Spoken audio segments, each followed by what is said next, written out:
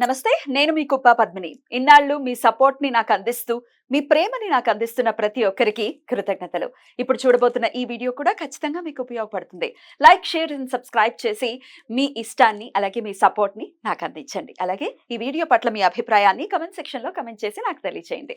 నమస్తే, welcome to our channel. నేను పద్మిని. ప్రస్తుతంతో పాటు ప్రముఖ ఆధ్యాత్మికవేత్త, సూర్యోపాసకులు, sun spiritual society founder Vikramaditya garu ఉన్నారు. మాట్లాడదాం. సార్ నమస్తే. సార్ సూర్యోస్మి తల్లి. దేవీ నవరాత్రుల్లో భాగంగా 7వ రోజు అమ్మవారిని ఏ రూపంలో కొలవాల్సి ఉంటుంది? నవదేవి సాంప్రదాయం ప్రకారం మీరు చెప్తూ ఉన్నారు ఏ రూపాలని కొలుచుకుంటాము అనేది చాలా అద్భుతంగా. అలాగే ఒక వెజిటబుల్ థెరపిస్ట్ గా ఏ వెజిటబుల్ ని ఖచ్చితంగా ఆ రోజు అమ్మవారికి సమర్పించి అది నివేదనగా సమర్పించి ప్రసాదంగా మనం స్వీకరించాలి అనేది కూడా చెప్తూ ఉన్నారు. మరి 7వ రోజు ఏ రూపం? అంటే ఇప్పుడు నవదుర్గ అని సాంప్రదాయాలు మనం రకరకాల సాంప్రదాయాలు. ఒరిజినల్ గా ఆవిడ శక్తి, శక్తి రూపిణి. ఇక్కడంతా ఈ ఆశ్వీజ మాసం శరదృతు అంతా కూడా విపరీతమైనటువంటి కాస్మిక్ ఎనర్జీతో ప్రకృతి అంతా కూడా నిండి నిగిరీకృతమై ఉంది. అందుకని మనం ఎలా చూసినా అమ్మ పాదాలు పట్టుకుంటే తరింపజేస్తాం. ఇక్కడ మనం అమ్మని కాళహంత్రి అంటే కాలానికంటే రాత్రి కాలానికి ఆధిపత్యాన్ని వహిస్తూ ఉంటుంది. చీకటిగా ఉంటుంది. అంటే ఎరుకుతో ఒకటి ఉండండి, జాగరూకులై ఉండండి. అంటే నవరాత్రులన్నీ కూడా మనం నిర్వహించేవన్నీ కూడా నవరాత్రులే. ఇందులో ప్రధానంగా ఇక్కడ 7వ రోజు సాంప్రదాయం ప్రకారం మనం కాళహంత్రిగా తీసుకుంటాం. అంటే కాలము, సమయము, అంటే కాలానికి అధిపతి ఈశ్వరుడు. ఆయన ధరించి ఉంది ఆవిడ. కాలము వేరు, ఆయన అంటే ఇద్దరు కలిస్తేనే శక్తి, కాలంతో కలిస్తేనే ఏదైనా జరుగుతుంది. శక్తి విడిగా ఉంది, కాలం లేదు. అంటే ఏం చేస్తావు, ఏ టైంలో చేస్తావు, ఇవి రెండూ కలిసి ఆవిడ ఆయన్ని ధరించి ఇక్కడ జరుగుతున్నటువంటి సృష్టి కార్యానికి మనల్ని సన్నద్ధుల్ని చేస్తూ ఉంది. చాలా జాగ్రత్తగా ఉండండి. ఇక దగ్గర పడుతున్నాం. ఇంకొక రెండు రోజుల్లో క్లైమాక్స్ బాహుబలి యుద్ధం జరగబోతుంది. అంతే. అంటే కాలుడు మహిషాసురుణ్ణి మర్దన చేయటానికి ఆవిడ సిద్ధపడుతోంది. జాగ్రత్తగా ఉండండి. అంటే మనలో ఉన్నాయి ఈ అరిషట్ వర్గాల్లో ఉన్నటువంటి ఆ దుష్ట శక్తుల్ని, దుష్ట గుణాలని రూపుమాపడం కోసం మిగతా జీవితం అంతా కూడా మనకు మళ్ళీ దీని తర్వాత ఆశ్వీజ మాసం తర్వాత వచ్చే మాసంలో స్వామి ఉద్భవం కార్తీకం. అసలు అంటే ఋషి ఎంత గొప్పవాడు మా. అంతే. మనకి భారతదేశంలో ఇంత అద్భుతమైనటువంటి జ్ఞానం ఇంకెక్కడా లేదు, భారతదేశంలో తప్ప.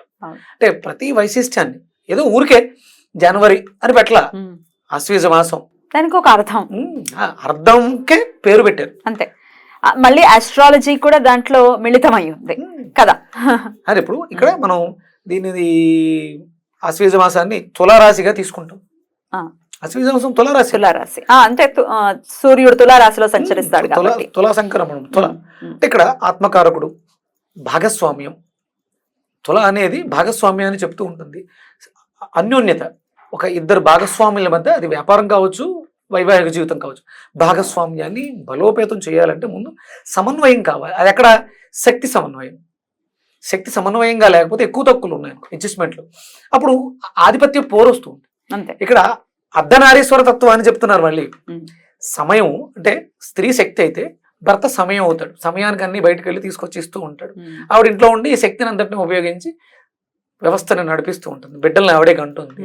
ఆ భాగస్వామ్యాన్ని ఎంత అద్భుతంగా పెట్టారు ప్రతి శాస్త్రాన్ని అనుసరించి. 100%.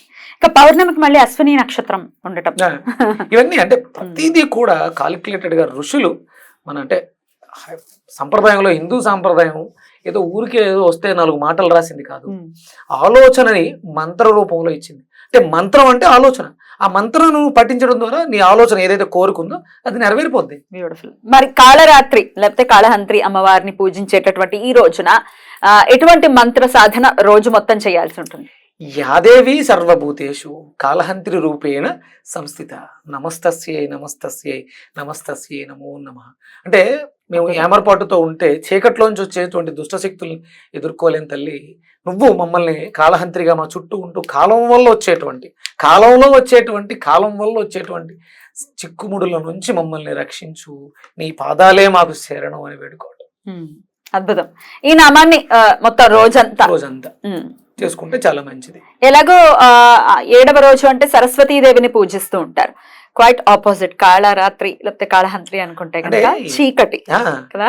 అజ్ఞానం చీకటిగా ఉంది. మ్మ్. సరస్వతి వస్తే తెల్లటి బట్టలు వేసుకుని జ్ఞానం. ఆయన అద్భుతమైనటువంటి మృదంగంతో నాదస్వరం చేస్తూ జ్ఞానాన్ని ఇచ్చింది, బ్రైట్నెస్. అంతే. ఆవిడ వేడుకోవడం అంటే ఈ కాలం అంటే చీకట్లోంచి మమ్మల్ని వెలుగులోకి నడిపించు. మూల నక్షత్రం కూడా వస్తాం అనుకుంటా కదా, మూల నక్షత్రం. మూల నక్షత్రం సరస్వతి అనుగ్రహం జ్ఞానాన్ని ఇస్తుంది. అంటే సహజంగా కేతువు మోక్షకారకుడు అంటారు. అవును. ఆయన అసలు మోక్షాన్ని ఇవ్వడు, ఇవ్వడా? జ్ఞానాన్ని ఇస్తాడు. జ్ఞానం ఇవ్వడం ద్వారా మోక్షం వస్తుంది. వచ్చేస్తుంది. వాట్ రైట్ వాట్ రాంగ్ అనేది తెలిసిపోయింది, నువ్వు తప్పు ఎందుకు చేస్తావు, అప్పుడు మోక్షం ఆటోమేటిక్ వచ్చేస్తుంది. మోక్షం కోసమే అనుకుంటావు, కానీ కేతు పనిష్మెంట్లు పెట్టి జ్ఞానాన్ని ఇస్తాడు. అవును, ముందు తెలుసుకోవాలి కదా ఏంటి లైఫ్ అనేది. అది అద్భుతమైనటువంటి జ్ఞానప్రదాయిని సరస్వతి రూపంగా మనకి దర్శనమిస్తుందమ్మ. చీకట్లోంచి మనకి వెలుగులోకి తీసుకొస్తుంది. మరి కాళరాత్రి అమ్మవారిని గనక పూజిస్తే ఎటువంటి గ్రహ శాంతి జరుగుతుంది అనుకోవచ్చు? ఇది అంటే చీకటికి ఆధిపత్యాన్ని, నలుపుకి ఆధిపత్యాన్ని ఎవరిచ్చారమ్మా? శని భగవానుడు. శనేశ్వరుల వారు. మనకి అంటే ఇక్కడ నీలం చెప్పాం, పైకెళ్తులోకి సహస్రార చక్రానికి క్రౌన్, విపరీతమైనటువంటి డివైన్ ఎనర్జీ. మనకి ఇక్కడ పింక్ కలర్ ఉంటుంది హృదయం దగ్గర, ఇది గ్రీన్ కలర్, పింక్ కూడా ఉంటుంది. ఇది మ్యాన్ లవ్, ఇది డివైన్ లవ్. అపరిమితమైనటువంటి అంటే మీలో ఉన్నటువంటి ప్రేమ పరిణితి చెందితే పరిమితులు ఉండవు. ఇంకా పరిణితి చెందినటువంటి ప్రేమ పరిమితులు లేని దాన్ని ఇస్తూ ఉంటుంది, అపరిమితమైనటువంటి ప్రేమను ఇస్తుంది, కంపాషన్ ఇస్తుంది, డివైన్ లవ్ ఇస్తుంది. సో అందుకే కదా సహస్రారం ఓపెన్ అయిన వాళ్ళు ఇంకా సిద్ధులే కదా వాళ్ళు. అంతే, వాళ్ళకి ఇంకా ద్వేషాలు ఇవన్నీ ఏవి ఉండవు. ఉండవు, అందరూ మన ప్రశాంతంగా వాళ్ళే. ఉంటారు. యా, అన్ని నాదే అని అనుకుంటారు కదా, అంతా నాదే అంతా మనదే అని. రైట్, అద్భుతం. సో అప్పుడు శనిగ్రహ దోషాలు ఉన్నవారు కూడా కాళరాత్రి అమ్మవారిని పూజించుకోవచ్చా? అంటే కాళరాత్రి రూపంగా ఉన్నటువంటి దుర్గాదేవిని, శక్తి స్వరూపిణి, యాదేవి సర్వభూతేషు కాళహంత్రి రూపేణ సంస్థిత, నమస్తస్యై నమస్తస్యై నమస్తస్యై నమో నమః. ఇక వెజిటబుల్ కూడా చెప్తూ ఉన్నారు కాబట్టి ఏ వెజిటబుల్ ని అమ్మవారికి నివేదించి తద్వారా అంటే దాన్ని మనం మళ్ళీ జ్యూస్ కింద స్వీకరించచ్చు సార్? సహస్రార చక్రానికి సంబంధించింది కాబట్టి నిమ్మకాయకి సంబంధించినటువంటి ప్రసాదాన్ని, నిమ్మకాయని మళ్ళీ శనికి కూడా చెప్తారు కదా. 100% దానికి అమ్మవారికి చాలా ప్రీతి నిమ్మకాయలు అంటే కూడా. నిమ్మకాయలు దండకు కూడా వేస్తాం. మీరు వీలైతే నిమ్మకాయలు దండగా వేయండి, వాటిని మనం మళ్ళీ జ్యూస్ గా కూడా తీసుకోవచ్చు. నిమ్మకాయ చిన్న చిన్న ముక్కల కింద కట్ చేసేసి జ్యూస్ చేసి కొంచెం మిరియాల పొడి అది వేసి అమ్మవారికి నివేదన చేసి ఆ జ్యూస్ మనం స్వీకరించవచ్చు. అది ఏదైనా ఇప్పుడు చెరుకు రసంతో తాగొచ్చా? హ్యాపీగా కొంచెం బెల్లం కలుపుకోండి, తేనె కలుపుకోండి, ఇబ్బంది ఏమి లేదు. ఇంకా బాగుంటుంది అసలు, బోల్డ్ అంత టేస్ట్. ఇంకా తొక్కలతో సహా వేయాలి. తొక్కలతో సహా. రైట్, అద్భుతం. తద్వారా అమ్మవారి అనుగ్రహాన్నే కాదు శనిగ్రహ దోషాలు కూడా ఖచ్చితంగా నివృత్తి అవుతాయని చెప్తున్నారు. సహస్రారాన్ని సూచించేటటువంటి శక్తి అంటే అపారమైనటువంటి శక్తి, ఇంకా మాటలు లేవు. అద్భుతం సార్. మన శరీరంలో ఉన్నటువంటి సచక్రాలకి రారాజు సహస్రారం 100%. అద్భుతమైనటువంటి ఎనర్జీ పైనుంచి కిందకి అలా వెళ్ళిపోతూ మూలాధారాన్ని శక్తివంతం చేస్తుంది. కావాల్సిన కోరికలన్నిటిని ఏ కోరిక కోరుకుంటే ఆ కోరిక. అంటే ఇప్పుడు సాధారణంగా చెప్తారు, అంటే ప్రధానమంత్రిని అయిపోవాలంటే అయిపోతావు, 100% అయిపోతావు, నో డౌట్. సహస్రారం యాక్టివేట్ అంటే నీకు ఆ ఆలోచన, నీకు నిజంగా అర్హత ఉందా, నువ్వు సాధన చేయి, అయిపోతావు. అవ్వకపోతే అడుగు, నో డౌట్. నువ్వు ఏ కోరిక కోరుకుంటే నువ్వు బిలీనియర్ కావాలవుతావు. దానికి ఏమీ లేదు, ఆలోచన వచ్చింది, ఆలోచనని మంత్రంగా మార్చు, మంత్రాన్ని శరీరాన్ని యంత్రంగా మార్చుకుని సాధన చేయి, అవ్వకపోతే అడుగు. సూపర్. ఇలా ఎప్పుడు మాట్లాడరు యాక్చువల్ గా, అంటే ఇంత కాన్ఫిడెంట్ గా. నా ఉద్దేశం ఖచ్చితంగా జరుగుతుంది అనేది.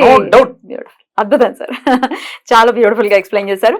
అది ఆ సహస్రార సాధన చేయడం అంత ఆషామాషి విషయం ఊరికే ఎదురదు. ఈ రోజు మనకి మోడీ గారు ప్రధానమంత్రి అయిపోయారు అంటే ఊరికే ఏం అవ్వలేదు, చాలా సాధన చేశారు. నీలో కూడా ఇప్పుడు ఆయన సామాన్య మానవుడు టీ అమ్ముకునే స్థితి నుంచి ఈ రోజు ప్రధానమంత్రి ఆయన అనుకున్నాడు, దానికి తగ్గట్టుగా ప్రయత్నం చేశాడు, అయి తీరాడు. మనలో కూడా ఉన్నారు సామాన్య మానవులే కదా, ఎమ్మెల్యేలు ఎంపీలు అవుతున్నారు.